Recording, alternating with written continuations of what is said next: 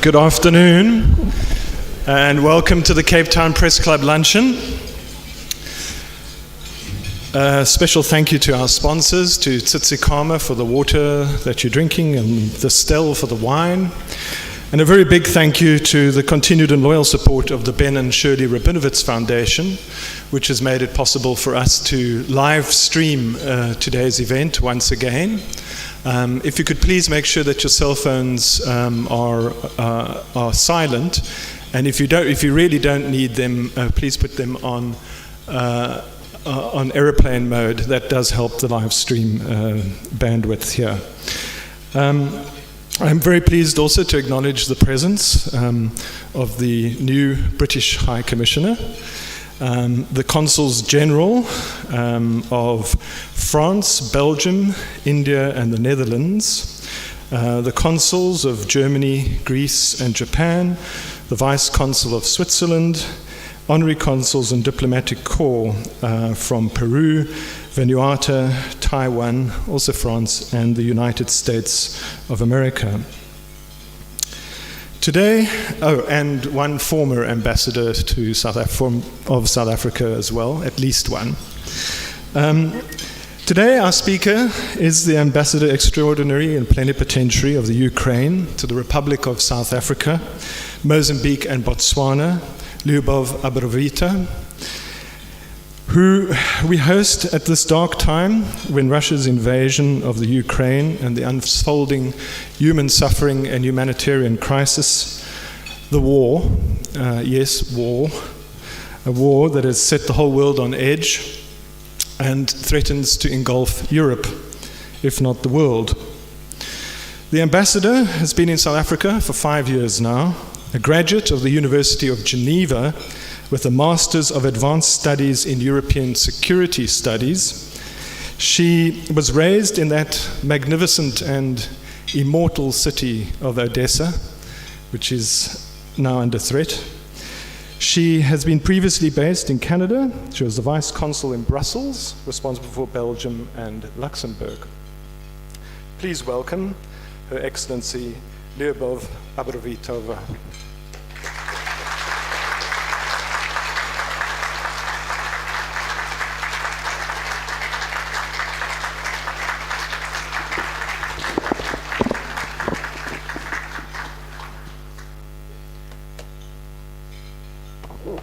Ladies and gentlemen, peaceful afternoon for you.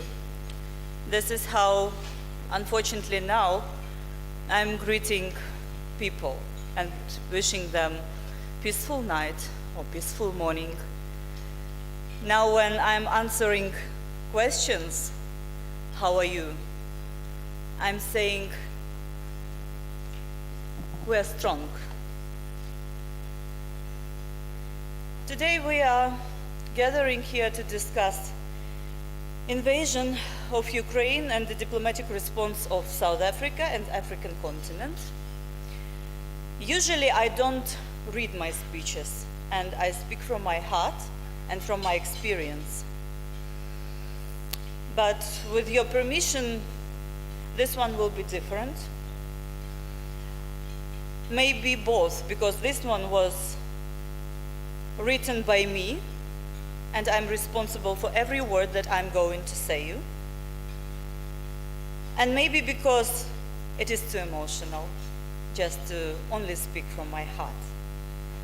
I will not keep it very long, and I will ask our MC to mingle me when I have to stop, that we can have more time to engage with you.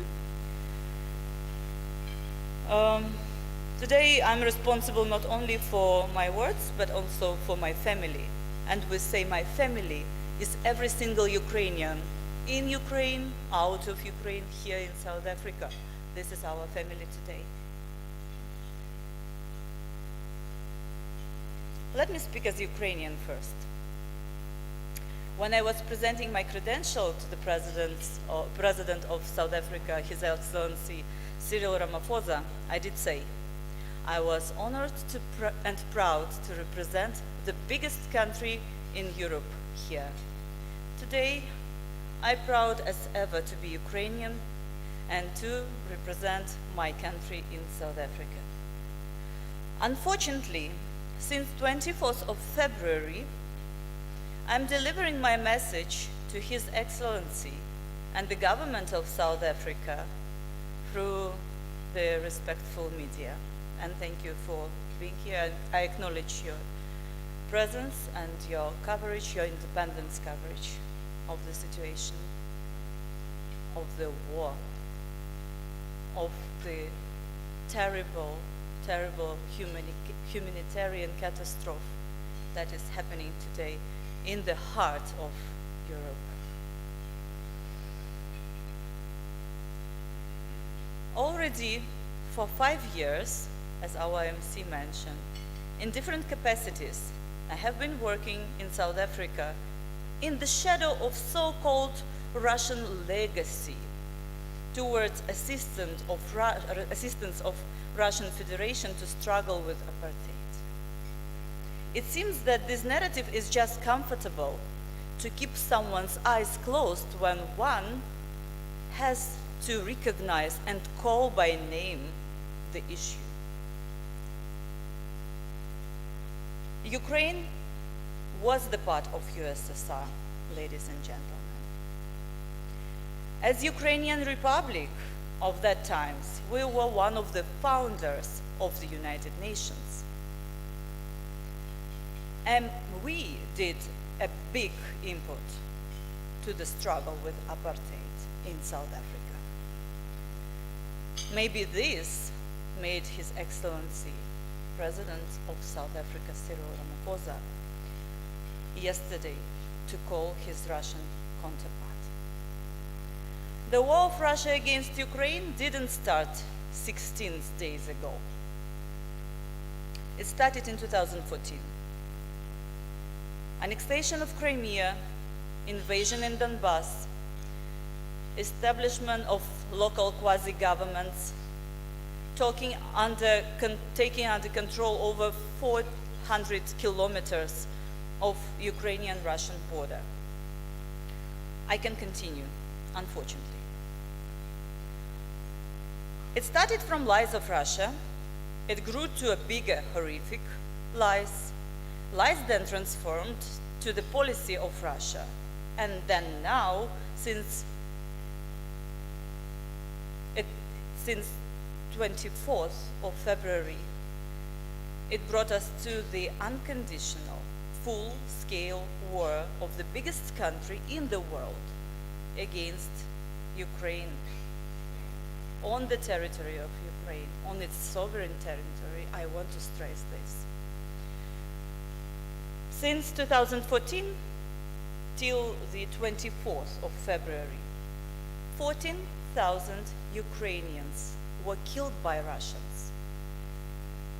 Many thousands wounded, more than 1.5 million people IDP till 24th of February. How one person threatening the world with the nuclear weapons decided to decide for the future of sovereign country, future of my people, future of my children. He also decided for all Russian people that their future is economic crisis, total isolation, war. Now he decides of every average South African. The impact of this war is going to be globally devastating. You already feel through the prices of bread, cooking oil, diesel, petrol, but there is another dimension that you are not thinking maybe yet about. Apart from humanitarian, environmental, security in all its dimensions. It is something else. The direct losses from the war alone, including liquidated military equipment and casualties among personnel, have in the first 5 days of Russian war cost Russia about $7 billion United States dollars. On this, the loss of the direct losses from the war alone, including humanitarian lives alone, is forecast to account for $2.7 billion US dollars in lost GDP over the coming years. The daily cost of war for Russia is likely to be, attention, $20 billion per day. These are money spent on killing Ukrainian civilians and bombing Ukrainian infrastructure. Russia would spend at least 1% of this cost for development projects on the continent of Africa.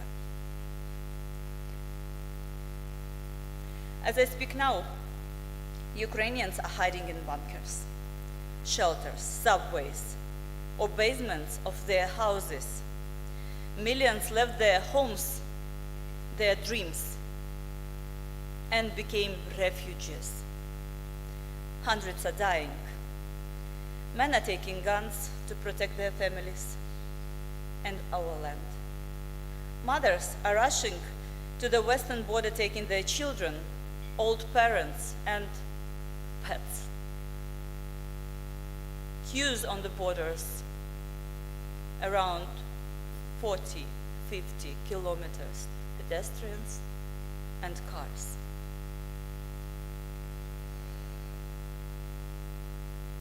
This is special military operation of Putin. Our people, schools, kindergartens, hospitals, maternity houses, infrastructure, historical and cultural places are under the intense shelling and shooting of the Russian armed forces. I hope this is exactly what the Russian president explained to the president of South Africa, His Excellency Cyril Ramaphosa. Let me quote, that they could gain understanding of the situation that was unfolding between Russia and Ukraine. The child died of dehydration because of Russian invasion. Is that what you call the unfolding situation? Violence, murders, and crimes against humanity. Is that what the beacon of democracy of this continent calls conflict? Is this would be balanced approach of Madiba? Or maybe this is the new trend of mediation, when you engage with only one aggressor and terrorist state, who is violating all possible norms of international law. In the Rainbow Nation country, united by the respect for human rights, during the months of human rights in South Africa, all of you are, and you are, thanking to His Excellency President Putin to take in the call of South Africa. So he could gain understanding, or you could get understanding of the situation that is unfolding between Russia and Ukraine. The war is happening because, let me name the names, coward, selfish, cruel terrorist want the total control over my country. The country which he claims artificially established by Bolsheviks or by someone else in his new history that he is trying to rewrite.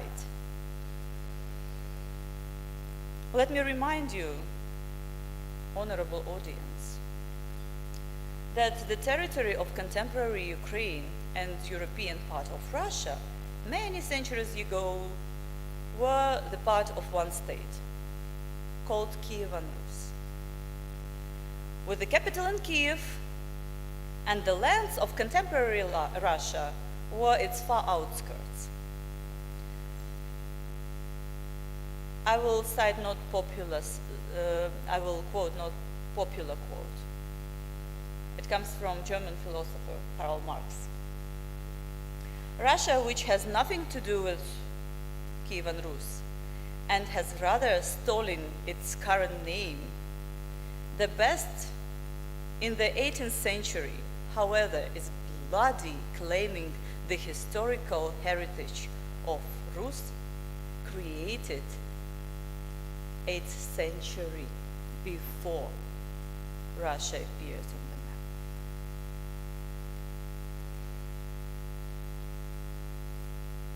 You already probably recognized that Ukrainians are not only courageous in front of the face of enemy, but also are keeping a good sense of humor,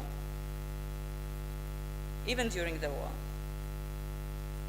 I'm not speaking about the direction of Russian warship.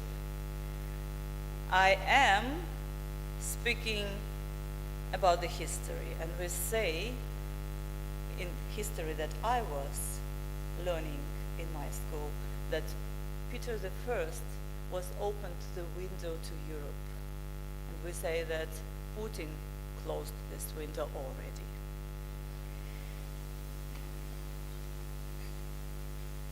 Allow me to speak like a diplomat. peaceful and diplomatic solution of the conflict. This is what we are calling for. Ukraine didn't invade Russian Federation. That's their troops on Ukrainian territories killing military and civilians. Their missile attacks and shelling on our cities through all the country are indiscriminate. And my president and my minister and all the government still ready to negotiate. 3 rounds of Ukrainian-Russian negotiations were held on 28th of February, 3rd and 7th of March. Minister of Foreign Affairs of Ukraine, Dmytro Kuleba, met Minister Lavrov yesterday in Antalya, as you know.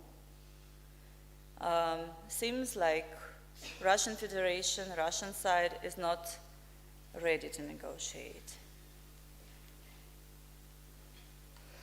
We all together, or some of us, can blame the United Nations in being not efficient in peaceful solutions of war and conflicts. On the 2nd of March, the United Nations General Assembly, with overwhelming majority of votes, 141 yes and only 5 no, with 35, as we call now, sitting on the fence, adopted the resolution on Russian invasion to Ukraine. Only one country in Africa, Eritrea, opposed. 28 African countries voted yes, and 17 abstained. That was the test for adherence of the values and principles of United Nations Charter. The resolution itself calls on the Russian Federation to immediately cease the use of force against Ukraine and to refrain from any further illegal threat or use of force against any United Nations member state.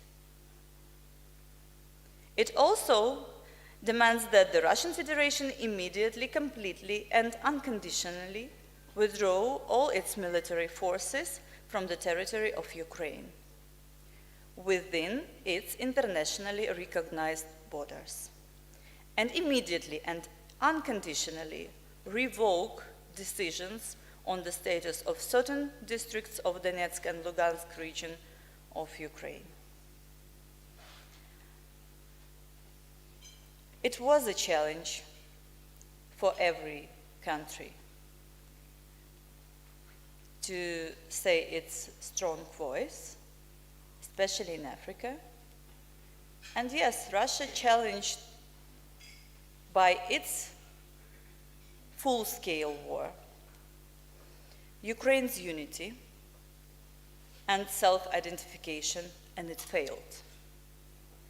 It changed the unity of the European Union, and it again failed. It challenged the global security and economic order, and I don't have the answer yet. Is it failed or not? And yes, Russia challenged you, South Africans, through your main values.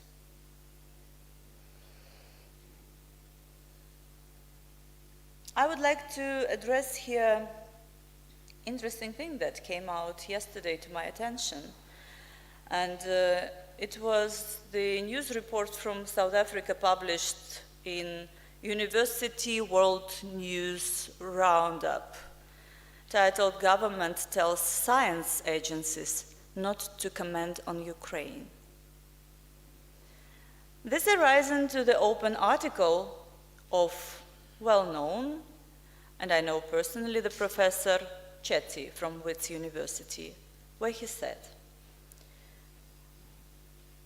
let me quote, "Many Russian academics are standing up to the Russian government under extremely difficult circumstances, and it would be remiss of us to leave them out of the cold. It if this statement is indeed an official government statement, and I have my doubts as to how high up the political chain this comes from, then of course this is counterproductive, as this does not advance peace, and neither does this advance science, with mutually destructive consequences. I can't but agree with the professor.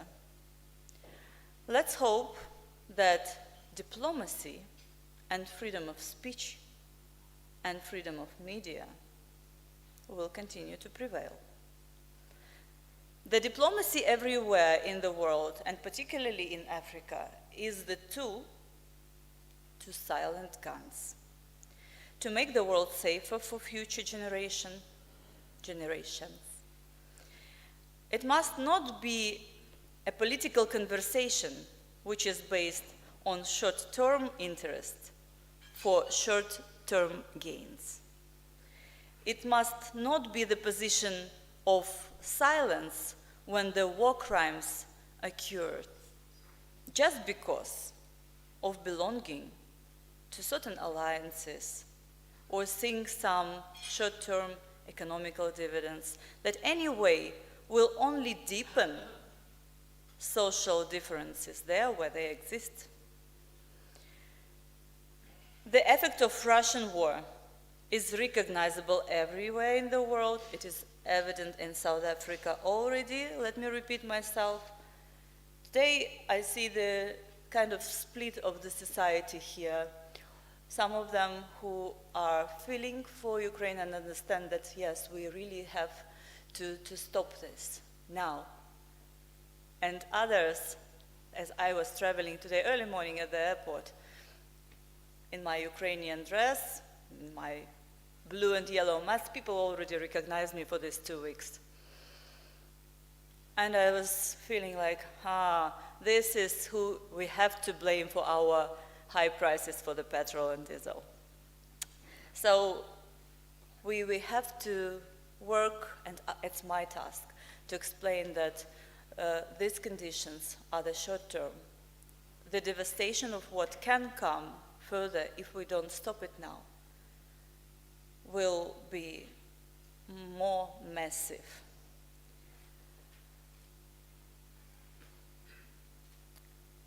Because our event is called today to speak about diplomacy and diplomatic response of South Africa in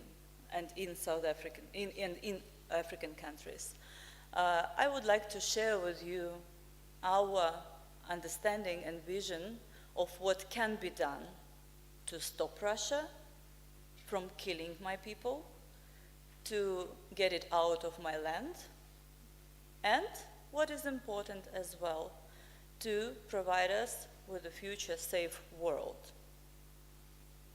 and to eliminate these consequences that can occur. As soon as we stop Russia today, not Russia today, the media that already stopped here, but Russia must stop today, then less consequences you and me and our children will have in the future. My country is destroyed. I don't know how many years we will need to restore it already. According to the morning data that I saw by UNICEF, more than 1 million children left Ukraine already. It is a humanitarian disaster. How many people cannot leave Ukraine now because of non-existent corridors? We cannot negotiate about ceasefire even to deliver food and water to the affected, destroyed areas. I'm a mother of a godson. They are in Kiev. The grandmother is in Kherson, that city that is hugely damaged. And she is without 2 legs, diabetic. We don't have insulin in Ukraine. This is a small example. I think about everyone, about human being, not about Ukrainian or South African or Zambian or Zimbabwean. You know, we have 16,000 foreign students only yearly studying in Ukraine. And when I finish on this diplomatic approach that I think we have to proceed with, I would really want to talk with you about racial issue. No, I will not avoid it, because it's easy for me to speak. I'm saying true. There are different things that we have to think about now. Of course, people's life is the main. Of course, we think about all those cultural damages that we are experiencing. We also think about our animals who are hungry there in Ukraine, on the streets, about everything. But I think about damaged mentalities of those young people and adults. This is all the generation damaged by that. I heard interviews and read some newspapers, these students that, with the help of Aspen, came back to South Africa today. They will need to recover for a long time, the same way as the Ukrainians will. I do believe in diplomacy, otherwise I would not work where I work. I believe that there are ways for international community to stop Putin. It is only our single, unanimous voice. And South African voice is important today. You saw me today with the Democratic Alliance standing in front of the parliament. I am able and I will be speaking to each particular party who is willing to speak to me, to each church, community, city. I will explain why, how, where this information is coming, why it's coming. I can prove. If Africa, South Africa, the country where I spent 5 years, where I made my personal and professional input, would support today Ukraine, we could take on board all Africa, because you are the leaders still. I know that it is my job, and I'm not criticizing anyone here. I respect your positions. What I cannot understand, how we can allow people die because of the will of one single person. Don't all of us can influence it? We can.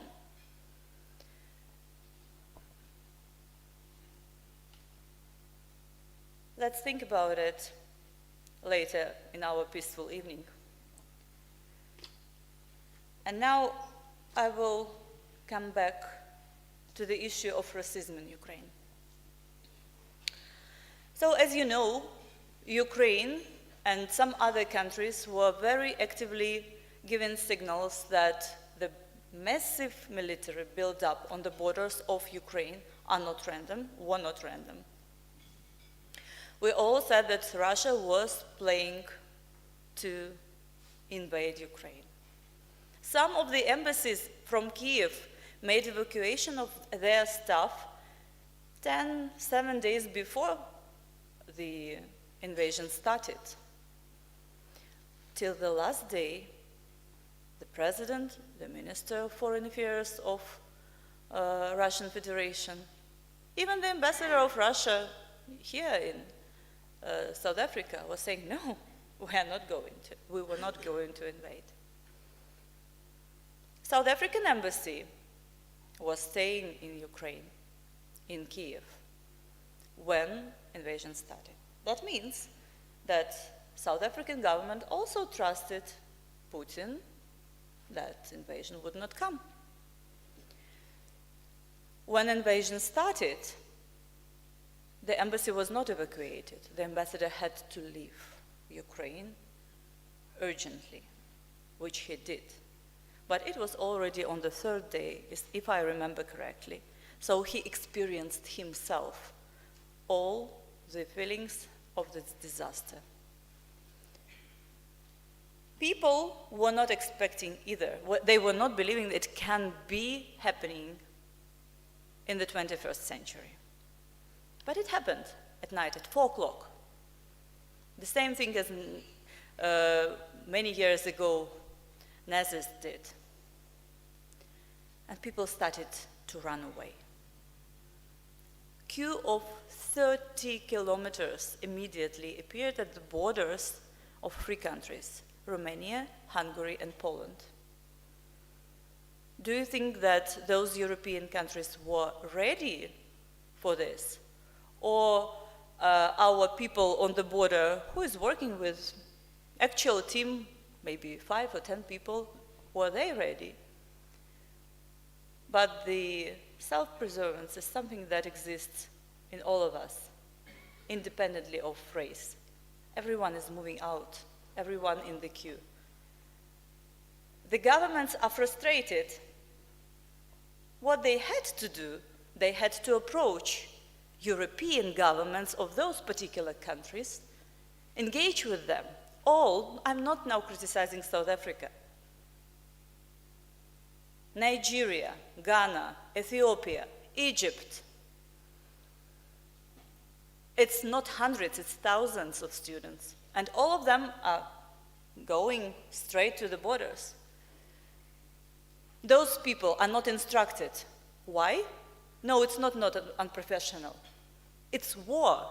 They cannot be instructed because everyone who can save themselves, they are somewhere in the shelters and underground. No one can give instructions. And if you allow between 2 borders to make a stuck, then all the other 30 kilometers will not be able to go through. So our people, and I'm pretty much sure I cannot speak for European colleagues, but I already can evaluate the situation. They were not ready, and they asked in which form the foreign students to be aside to let women and children of Ukraine to go first. They were separating men and women among foreign students and foreigners as well, because during martial law, women and children go the first. They were not explained. This is the problem. These children were not explained. I'm not sure this was because of language, because these children, they studied in Ukraine already for a long time. So it could not be an excuse. It was not a personnel, not prepared personnel. And the chaos and worries are coming from all the sides. This is the initial thing. Later, a couple of days after, we were starting to receive the humanitarian assistance. We were able to provide with water and food, to organize some volunteering committees, but it was too late. I don't allow anyone to make speculations on this. It's not true. How many mixed families are living for dozens of years in Ukraine?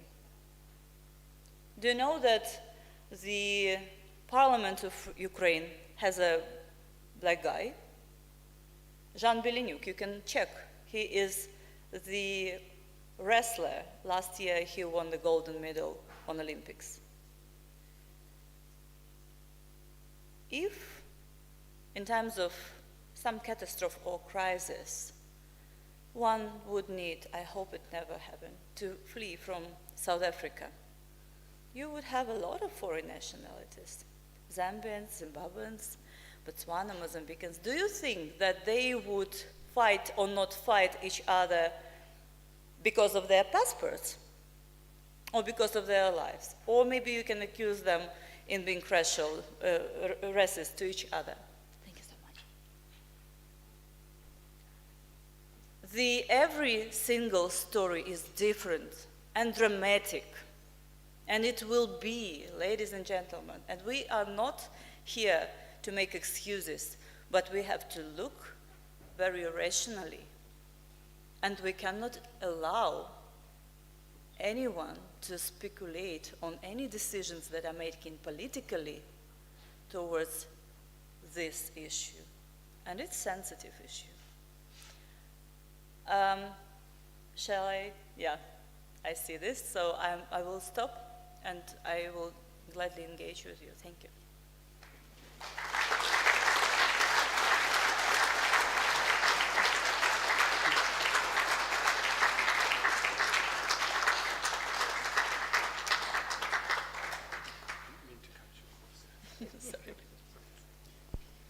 Right, we're going to open up for questions. We're a very, very large crowd. I'm going to get to as many as I can, but I'm going to start with the media who are here. The hands up there, I see. Linda Enser from Business Day. No, yes, Linda? Yes, good afternoon. Ambassador, do you think that if Ramaphosa was honestly being an honest broker in this conflict, he should have spoken to your president and offered to be a neutral ground rather than just speaking to Mr. Putin? And have you personally had interactions with the Minister of International Relations about your position, and what was her response? Thank you. Maybe I didn't get all the question. Do you just want to repeat quickly? Sorry? The very first part, the second part I get. Yeah. Ramaphosa. Maybe don't keep the micro that's close. Yes, the first question was, if the President Ramaphosa was being an honest broker in offering to mediate in the war, don't you think he should have spoken to your president? That was the first question. The second question, have you spoken to Minister Pandor about the war, and what was her response? Thank you. Thank you. Thank you for making you repeating. The second question is very easy, and I will answer it quickly. No. I did request, first of all, when you have this emergency, you are not sending notes, you are calling directly to the offices, and you are trying to organize a meeting as soon as possible. But I did already send official requests. Maybe this is something that is needed. I do believe that President Ramaphosa is very influential mediator, experienced one, and I'm sure that he knows that he has to listen to both sides in terms of, as what he says and names, conflict. It's even painful for me to pronounce this. Thank you. I think Paul Vecchiato, Bloomberg. Madam Ambassador, we've just carried a story saying that Putin met with his Belarusian counterpart, and he says there are certain positive developments as far as negotiations from our side, informed me. And I was just wondering, have you been informed of any positive developments in negotiations? And secondly, has the Ukrainian government noticed whenever negotiations happen, there's an increase in attacks and fighting? Thank you. Thank you. We are ready to negotiate, and my president was calling for negotiations before the invasion started. We want to negotiate according to the rules of international law, and we want to everyone, and Putin as well, respect our territorial integrity and sovereignty. This is only when these negotiations will be successful. Negotiation as a process, while ceasefire is not reached, it's a torture. And it's intended torture if it's happening. And we, unfortunately, following that already for a while. If negotiations could happen without shellings and bombings of our cities and people dying, then I would believe in the success of these negotiations. Thank you. Did I see Jason Felix, News 24? Thank you. Good afternoon, Your Excellency. Just one quick question. Your Excellency, the Russian embassy in South Africa claims that the Ukrainian embassy in South Africa is involved in recruiting and sending mercenaries, and that's the exact words, mercenaries to fight in Ukraine. Do you have anything to say on this? Thank you for this question. It's important. President Zelensky, by his decision, announced about establishment of Ukrainian Foreign Legion, which is a kind of French legion that exists already in France. The elite unit, let's say this. He did announce it, and everyone who wants to join Ukrainian fight against Russia are welcome there. Another story is that each particular country has its own regulations on this type, as you said, recruiting. And we are expecting for legal explanations from DIRCO, and not only from DIRCO, what maybe our MC didn't say, the Embassy of Ukraine in South Africa is responsible for extra 9 countries in the region, 9. So we send this request to all 9. You know why? Because the number of people from even Madagascar, why even? Because it seems that it's far, and even Mauritius, but also Zambia, Zimbabwe, Namibia, Botswana, they are calling and they are asking how we can help. Sometimes I'm receiving calls on my phone, but you have to understand that all our websites, of all our mails, Facebook, Twitters are under cyber attacks all the time. I think there is not a single South African who doesn't know my cell number now.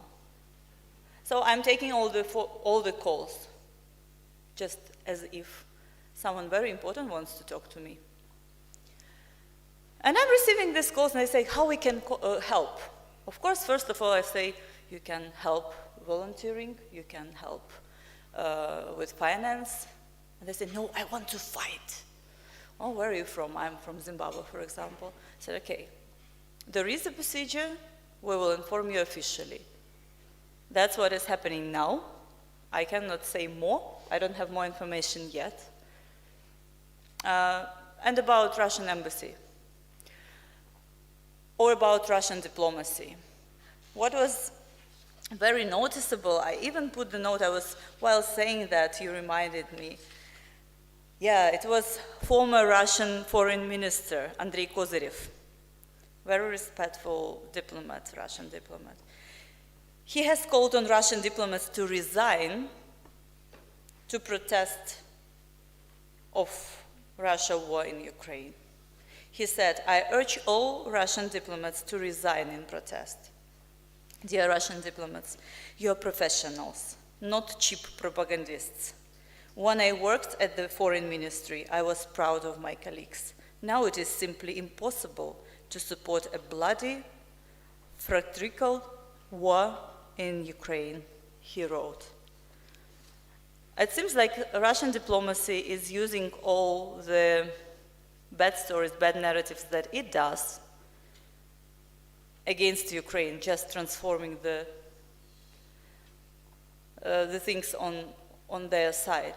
Yesterday, someone abused Russian citizen sent me an SMS. which was saying that Russian embassy established the hotline for those who feel discriminated under linguistic or national principle. In my family, I'm from Odessa. My parents speak Russian. I speak Ukrainian to them and to my children. It's not a problem, not within the families, nor within the country. So when Russia is providing this narrative, you're starting to think that maybe this is something wrong about it. So I would really ask you to be very careful with any information you are getting from unverified sources. And if we can trust Russia, we already see.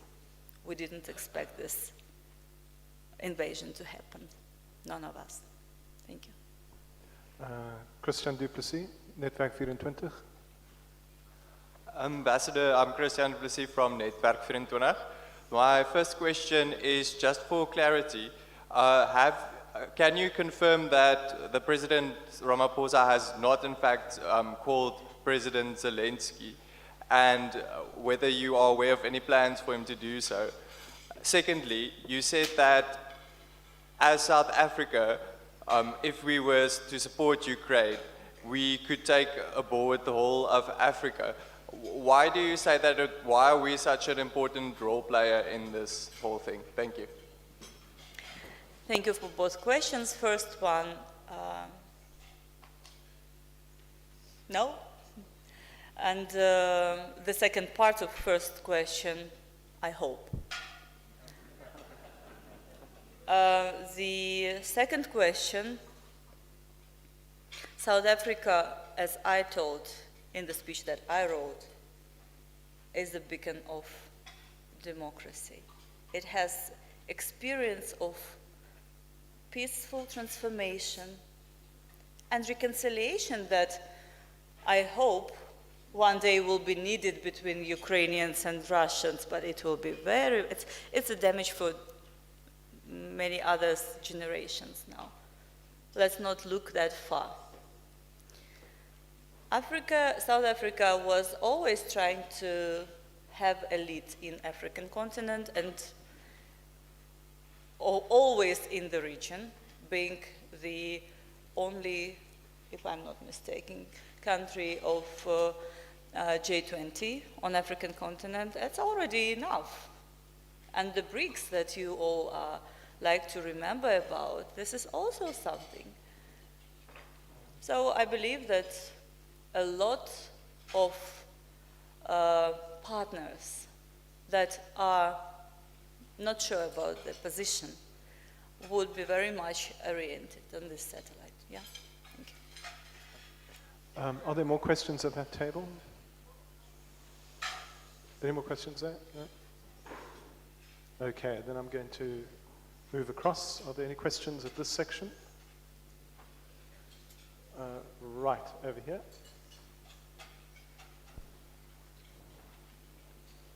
Thank you very much. You said that you see there being a possibility of a successful diplomatic solution to this. Where do you see that going, and do you see a situation where Russia takes territory from Ukraine?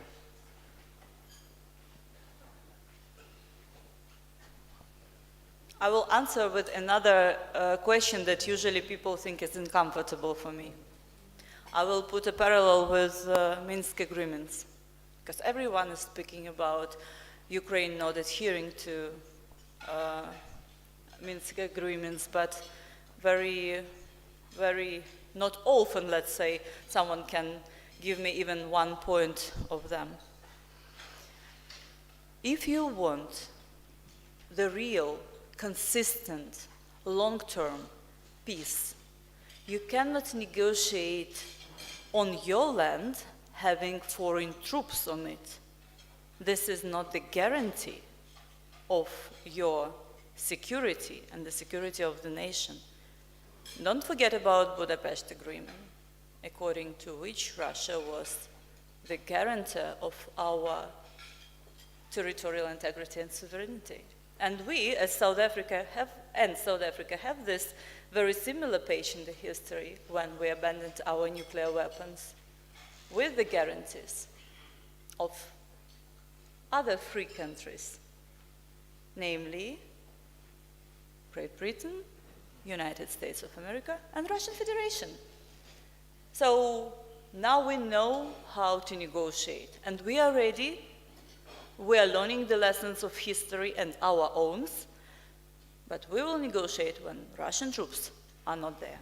Thank you.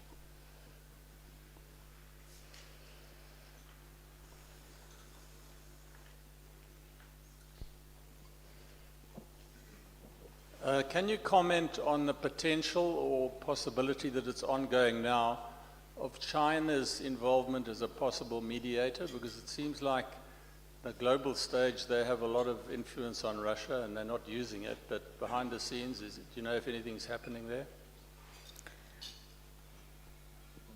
You know, in order to keep it short, I don't have the position of my government on that. I'm not aware. I'm not sure if I would be in position to speak on behalf of the government of China as well.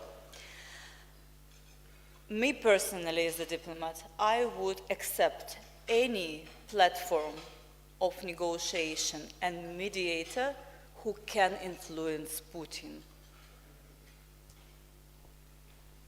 Thank you. Over there. I think that Churchill would be turning in his grave that the free world is not coming to the assistance of Ukraine against this evil. Last night I heard that a United States senator said that his government is afraid of what Putin might do if they get involved, and he said Putin should be afraid what we might do because what he's got doing. My question is, what do you think it will take for the West to come to the aid of Ukraine to stop this evil and genocide? As I told, all the voices of world community are needed to do so, and it's very comfortable to put it only on the shoulders of Europe and West, and to play that card that this is not about Ukraine, but about this counteraction.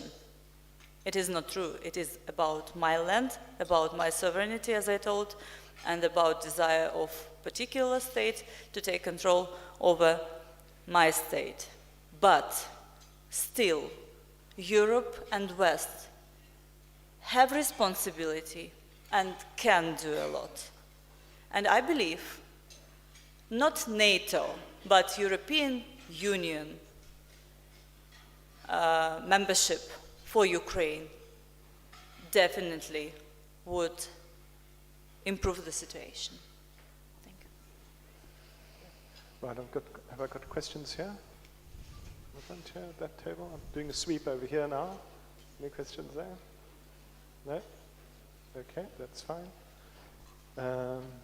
Lindsay, do you have a question? You're fine? Yes, you? Yeah, okay. Over here. I was anticipating. Over here, sir. Just wait for the mic, please. Sorry. There we go.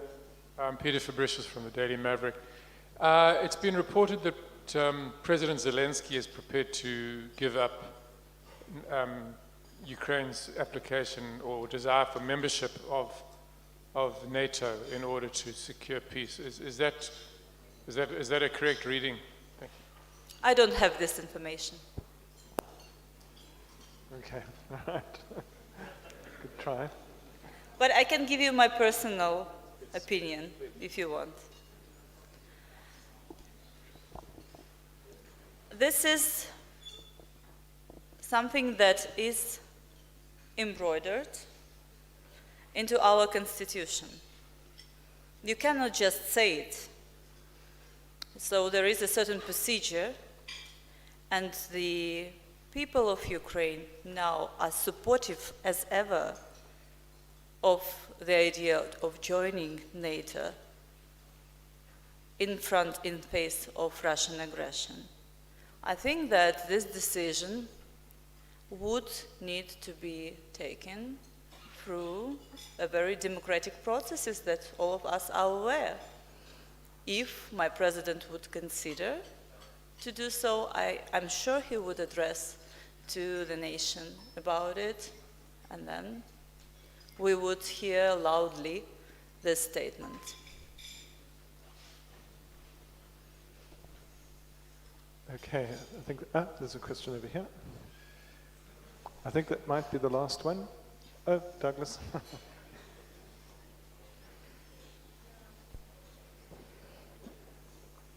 Thank you, Ambassador. We enjoyed very much your presentation. Many of us listened to the BBC, and the BBC alleges that Ukraine has had evidence and showing evidence of current corruption. I'm asking whether if the present corruption and those suffering from that conflict are at all affected by the corruption that the BBC alleges or has alleged to exist in Ukraine. Is there any abatement of the corruption in Ukraine as a result of this conflict? If I get your question correctly, because now we even cannot speak. I think the corruption was eliminated with just appearance of the war on our land, but corruption was a big issue in Ukraine. And as I told you, when Ukrainian people and with support of Ukrainian parliament, decided to amend the constitution and to have European Union and NATO aspiration there, why it is so transformational for our society, but simply like that, because you have to adhere not only to the principles, but you have to go through reforms. And one of them was anti-corruption reform. And we underwent, or still undergoing, through a lot of different reforms. And I think that all the institutions dealing with these particular issues, and you can check it, they were following the process and acknowledging the transformation. Thank you. Douglas Scott. Thank you. Recently, the Democratic Alliance, and especially its local government presence, so the provincial government, the city of Cape Town as well, came out strongly in favor and supporting Ukraine and Ukraine's position.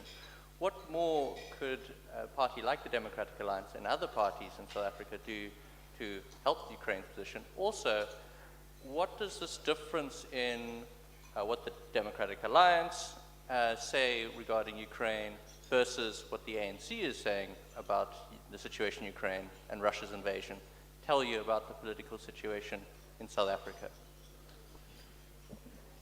I don't want to divide now the society or only ANC and DA, because we have very rainbow representatives from different supportive or supporters of different parties. But I like your question in terms, it opens for me the room to speak about what we have to do and how we can help all together. But not only help now, because it sounds, especially in the society when a big, huge unemployment exists, and it might be heard for some layers of society differently. And I want us to look at the opportunities that this war, it's dramatic to say, but it brought some opportunities. First of all, it put Ukraine on the map of South Africa. Secondly, now we have the opportunity to build and grow together strongly, like from the new page. The economical, scientific and technological, cultural opportunities, agricultural, are there. And I hope one day I will be staying here in front of you and we will be discussing them. I just want to say that now when my people now are struggling for their life, I have another battle here. And this is not the battle about position of Ukraine in South Africa. This is my and yours battle of how we are going to live further and how our future generations will be in profit of it. Thank you very much. I think that's a good note to end on. We have a little gift for you from our resident cartoonist, Tony Grogan, which I think speaks to fence sitting. It's an illustration, the illustrated version of your speech. And thank you very much. Thank you for your time.